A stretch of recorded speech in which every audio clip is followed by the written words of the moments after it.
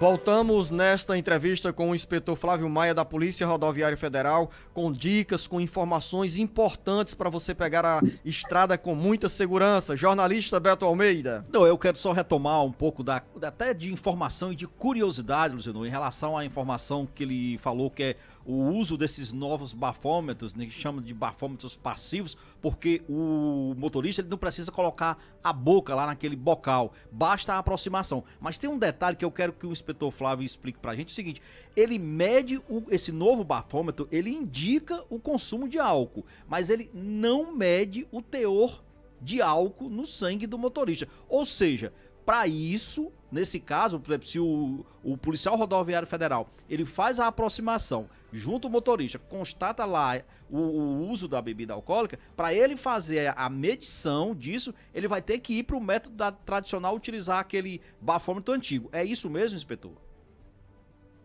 É dessa forma, muito bem. Ele acusa o teor alcoólico, né? Ou seja, ele dá um teste positivo, né? Ele sinaliza como, por exemplo, o cidadão não ingeriu bebida alcoólica, sai lá um sinal verde, ele aprovando. Quando a pessoa ingeriu, ele sai lá um sinal vermelho, justamente que detectou o álcool, mas ele não quantifica. Muito bem a sua colocação, ele só diz, né? Ele só indica se a pessoa ingeriu ou não bebida alcoólica. Aí vai ter que fazer com o outro equipamento, no nosso caso aqui, o álcool Senso 4, né? O equipamento que a gente utiliza para fazer o teste, né? O teste realmente válido, que ele vai sair todo o teor alcoólico. Até inclusive para aplicação de multa, porque se ele tiver realmente com um nível acima do permitido, vamos dizer assim, para vocês aplicarem a multa vão ter que ter essa segurança, né?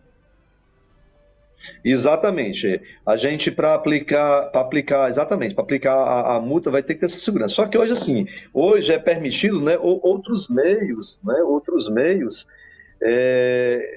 de provas, né? Como, por exemplo, o cidadão que ele se encontra visivelmente embriagado e ele não quer assoprar no equipamento. Tem pessoas que não sopram, aquela situação de não querer produzir provas contra si mesmo, né?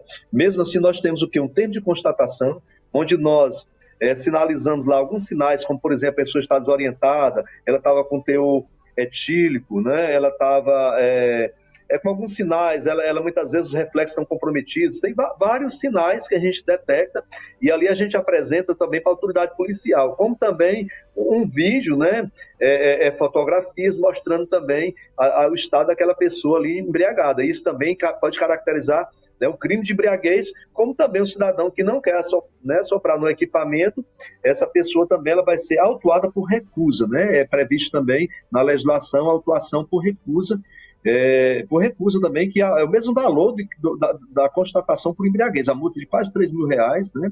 E também tem as medidas administrativas, a penalidade, né, pelo órgão de trânsito, pelo Detran, da suspensão da CNH, tudo isso para as pessoas também que se recusam, né, a soprar no equipamento. Ô, inspetor Flávio Maia, quando o motorista, quando o condutor, a condutora de um veículo se recusa a fazer esse teste do bafômetro, mesmo após sendo constatado o estado de embriaguez, nesse caso, a Polícia Rodoviária Federal já recolhe ali a carteira de habilitação do condutor, da condutora, e o veículo também fica apreendido naquele local? É muito importante esclarecer, é o seguinte, a PRF ela não faz mais o recolhimento da CNH, tá?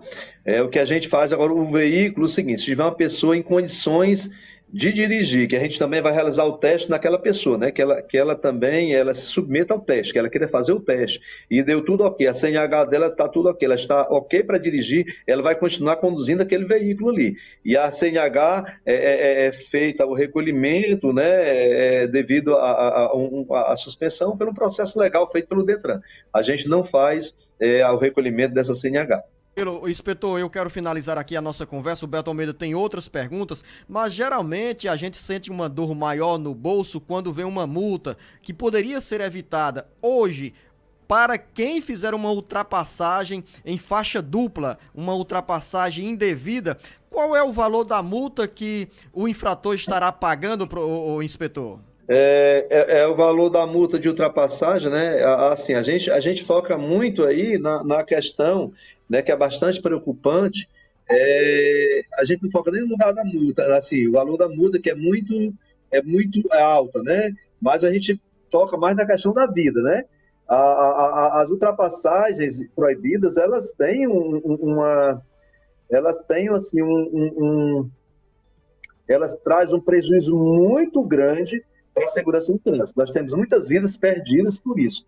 E as multas, elas variam o seguinte, elas vão variar se a pessoa fez uma ultrapassagem no local proibido e ela fez essa ultrapassagem normal, ou se ela também, por exemplo, ela jogou, às vezes a gente diz, jogou o veículo para fora, ou seja, ela forçou a ultrapassagem, né? Ela quase colide. E o valor dessa multa, ela chega de 1.467 para aquele que fez a ultrapassagem normalmente, né? Até 3.000 para aquele que forçou.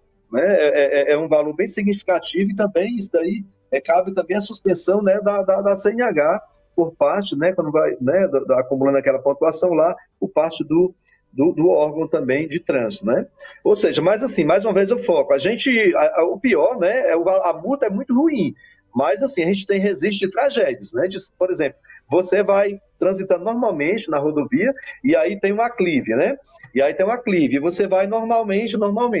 Um cidadão, ele simplesmente, ele vai um caminhão ou tal, ele vai ultrapassa com alta velocidade e você vai normalmente e ele colide frontalmente com a pessoa que vai ali, né, com a sua família. A gente tem, certo? Por isso que a gente foca tanto na questão do combate, né? E assim, aqui chamamos a atenção para a conscientização das pessoas, porque se tivesse uma conscientização melhor, a gente tem um trabalho educativo que nós fazemos, mas já tem registro e a gente faz uma explicação para a pessoa, autua o cidadão, lá com o valor daquela autuação, já teve caso, e depois a equipe já flagrou a pessoa logo em seguida fazendo ultrapassagem no local proibido. Né? Dessas condutas que eu diria irregulares e irresponsáveis no trânsito, quais são as mais comuns que vocês ainda continuam detectando? São essa questão das ultrapassagens, o uso do celular, o que mais pesa aí, ou o que mais se verifica entre os motoristas que transitam aqui pelas rodovias no Ceará? As ultrapassagens são muito preocupantes e também você falou algo aí que também tem preocupado, né? O manuseio do celular, porque muitas vezes não é nem o uso mais do celular para usar a voz, né? Na voz aqui, atender, que também é perigoso. É manuseando mesmo, sei lá, o WhatsApp, o Instagram, as pessoas aí dirigem e manuseando o celular. É outra preocupação muito grande, né? Que a gente quando flagra, claro, a gente faz as devidas autuações, as devidas orientações, mas é outra preocupação hoje também o uso indevido, né, do celular no trânsito. Aí que você falou, os motociclistas, a gente resiste, os motociclistas muitas vezes não usam capacete, quando usa o capacete não coloca a trava do capacete corretamente, no caso de uma colisão, de uma queda, o capacete sai da cabeça e às vezes a gente chega no local do acidente, a pessoa estava usando o capacete, mas o capacete sacou e a pessoa acabou tendo aí um traumatismo craniano, vindo até óbito, por não uso corretamente, né? E também manobrar. As manobras, a gente registra muito o seguinte, tem uma rodovia como, por exemplo, o anel viário, que tem muitos locais que são retornos, que não são retornos permitidos. E os motociclistas, eles fazem retornos nesses locais, trazendo um risco para a vida deles e para as pessoas que estão circulando na rodovia. São outras infrações que a gente registra e que é preocupante. A última pergunta para o jornalista Beto Almeida. Bom, ele entrou nessa questão que é exatamente dos contornos irregulares das motocicletas, mas eu queria saber o seguinte, ainda é muito comum, por exemplo, trafegar nas rodovias com motociclistas sem habilitação ou com outros tipos de irregularidades. Nesse caso, essas motos, elas são apreendidas pela PRF? Assim, a gente é comum sim a gente flagrar condutores, né, transitando sem a Carteira Nacional de Habilitação, não só aqui em Fortaleza, mas principalmente no interior. Aí é o seguinte, na hora que a gente faz a atuação, e geralmente aliada a essa infração, muitas vezes o veículo não está devidamente licenciado, a pessoa, né, às vezes assim, é uma série de infrações. Ela às vezes não está usando capacete, ela às vezes está até com mais de 2 pessoas na motocicleta e também não habilitado. Se for só a infração de não conduzir o veículo sem habilitação, e se tiver uma pessoa devidamente habilitada para conduzir esse veículo, a gente libera esse veículo. Se não, esse veículo vai ser realmente removido, né, para o pátio, para depois ser apresentado a pessoa habilitado, ou no caso também, às vezes o veículo não está licenciado, não, e mesmo ele, né, claro, tendo a pessoa lá para conduzir, esse veículo também vai ficar recolhido ao nosso pátio.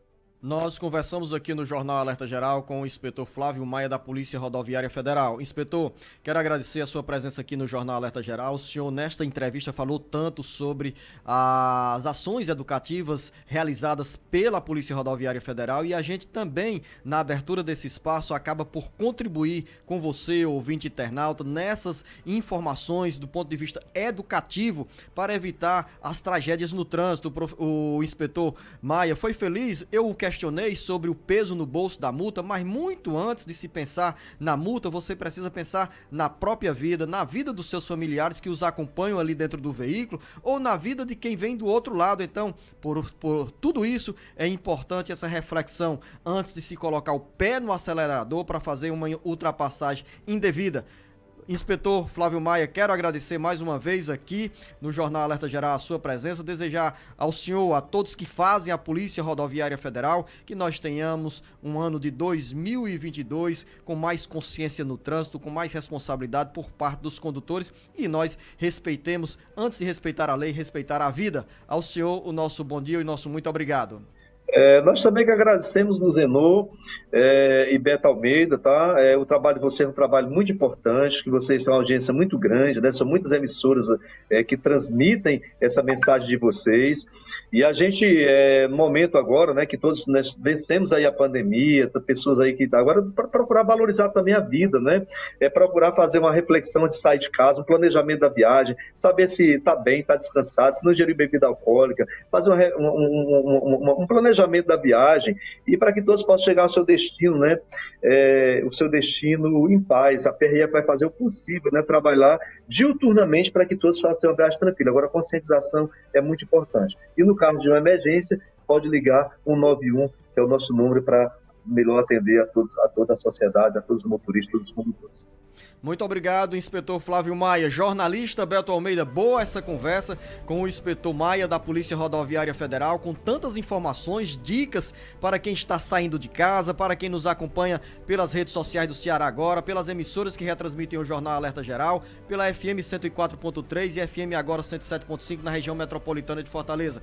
Informações importantes para quem está neste momento dirigindo ou dentro de um veículo, a caminho do trabalho, a caminho do passeio. Beto Almeida, as informações úteis na vida de todos. E lembrando que essa operação Rodovida que a gente está tratando aqui, Luciano, ela começou no dia 17, último agora, e vai até março, incluindo aí todo o período das festas de fim de ano e também o carnaval e o período de férias escolares. Um bom dia a todos e até amanhã. Grande abraço.